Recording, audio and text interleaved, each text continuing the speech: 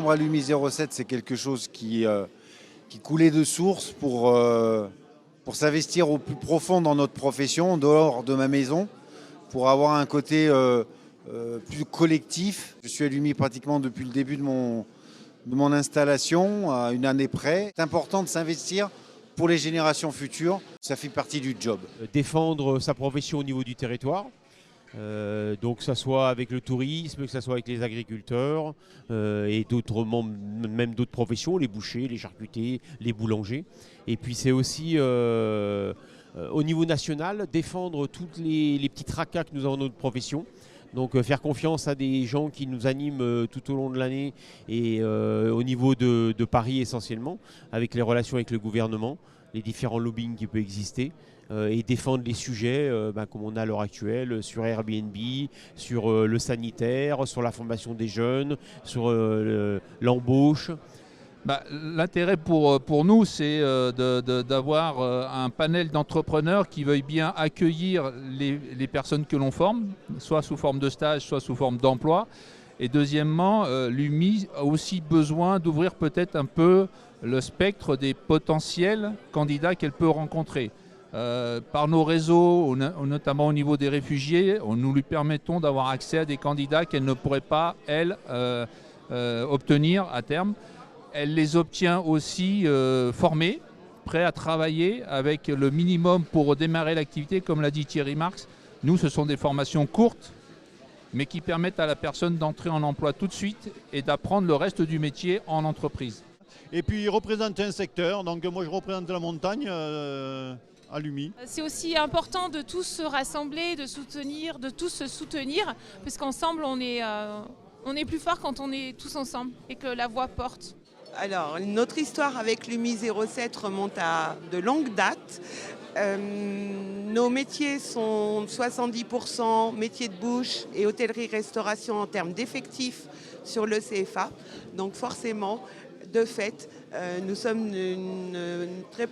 une très proche collaboration avec l'UMI 07 par l'intermédiaire notamment de Raymond Lafont, où on a tissé des liens professionnels et qui effectivement nous permettent de rendre vivant cette collaboration. Donc pour moi c'est une évidence. Et l'intérêt pour l'agence de développement touristique de travailler avec l'UMI et plus généralement avec les métiers de bouche et de goût, c'est que tout ce qui concerne la qualité des produits ardéchois, les saveurs ardéchoises et leur transformation par les restaurateurs ardéchois, c'est un facteur d'attractivité pour les touristes. Donc les gens, quand ils viennent en Ardèche, on l'a bien vu lors de l'étude qui a été présentée, la qualité des produits, le côté nature et surtout la qualité de l'accueil et de la restauration, c'est fondamental. Plusieurs fois par an, nous faisons des journées à thème en invitant des chefs étoilés, ou pas forcément étoilés, mais des chefs ardéchois qui viennent travailler des produits, on essaye ardéchois mais pas que, et ce qui permet à nos jeunes apprentis de voir la qualité de travail de ces chefs étoilés et de leur donner envie pour progresser dans leur métier et au fil des jours de progresser et d'arriver à, dans un premier temps, soit être de très bons cuisiniers pour un patron et après pourquoi pas se mettre à leur compte et ouvrir ou reprendre un restaurant. Enfin, c'est tout bête, hein, mais recevoir les circulaires fiscales, les circulaires pour les subventions, les nouvelles normes. On n'est pas forcément proactif, nous, dans nos métiers, sur ces choses-là, qui sont des choses qui sont extrêmement importantes, mais qui en même temps ne sont pas toujours évidentes d'aller chercher. Donc je sais que moi, toutes les semaines, on reçoit les circulaires fiscales. Ça prend 5 minutes, on ouvre le mail, on lit, on voit les choses. Pareil pour les subventions, pareil pour les nouvelles législations, pareil quand il y avait le Covid, pour comment faire, à quel moment. C'est tout bête, hein, mais ça nous permet d'être dans la légalité. Agréablement surpris, mais je trouve que agréablement surpris, le mot est faible. J'arrive dans une école, dans un lieu d'enseignement, où la passion est là, l'outil est là, et tout est en adéquation. Donc la visite de l'établissement, la qualité et la tenue de l'établissement, la qualité des élèves, la qualité des enseignants, liée à la qualité, fait la qualité des élèves bien évidemment, et la qualité de la prestation culinaire est exceptionnel. Je visite un établissement par mois.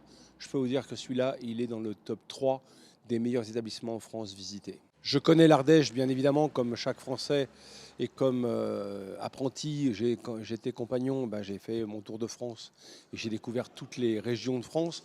Et l'Ardèche, je connaissais pour toute la magie de ce pays, la qualité de ses produits, la qualité de son terroir, l'engagement et la force travail de cette région. Et je peux dire que j'ai tout retrouvé aujourd'hui. Et je pense qu'on va vers un tourisme vert. Il faut vraiment se battre pour ce tourisme décarboné, ce qu'on appelle le slow tourisme, un tourisme plus lent.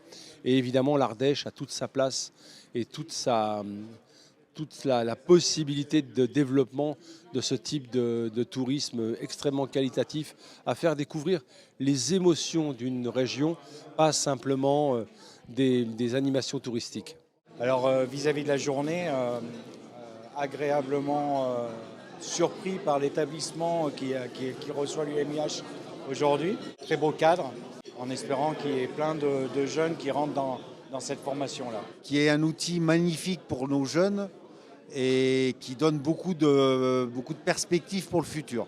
Et on se dit, normalement, si la formation est bien menée à terme, on devrait arriver à trouver des nouveaux collaborateurs pour venir dans nos entreprises et continuer à dynamiser notre structure.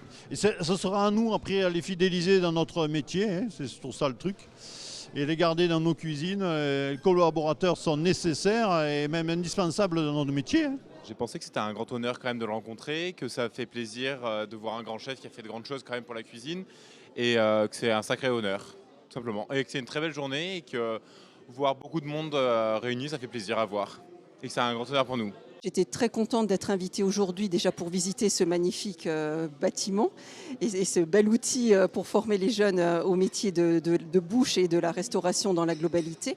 Mais parmi nos missions, donc, nous avons l'éducation économique et financière et budgétaire des publics et nous sommes en mesure de proposer des sensibilisations aux enseignants mais aussi aux jeunes in fine, à travers des différents supports ludiques. Il peut y avoir des vidéos, il y a des jeux de société qui permettent à la fois de faire comprendre aux jeunes comment gérer son budget, donc gérer ses émoluments d'apprentis, ce que ça fait quand on est dans le rouge à la banque, ce que sont les agios, enfin vraiment de leur donner des outils pour bien être acteurs de leur budget et de leurs décisions. Et également, nous avons un jeu qui s'appelle #AventureEntrepreneur et qui permet de sensibiliser les jeunes à des notions d'analyse financière. Parce que l'on sait que dans les métiers de l'artisanat au sens large, beaucoup de jeunes envisagent après de créer leur propre entreprise. Et ce dont on se rend compte économiquement parlant, c'est que ce sont des jeunes qui maîtrisent très très bien leur métier, quel qu'il soit. Par contre, ce qui va faire défaut et qui va faire que parfois ils vont se trouver en difficulté dans la gestion de leur entreprise, c'est justement ce manque de connaissances économiques et financières. Venez en vacances en Ardèche ou venez dans nos restaurants.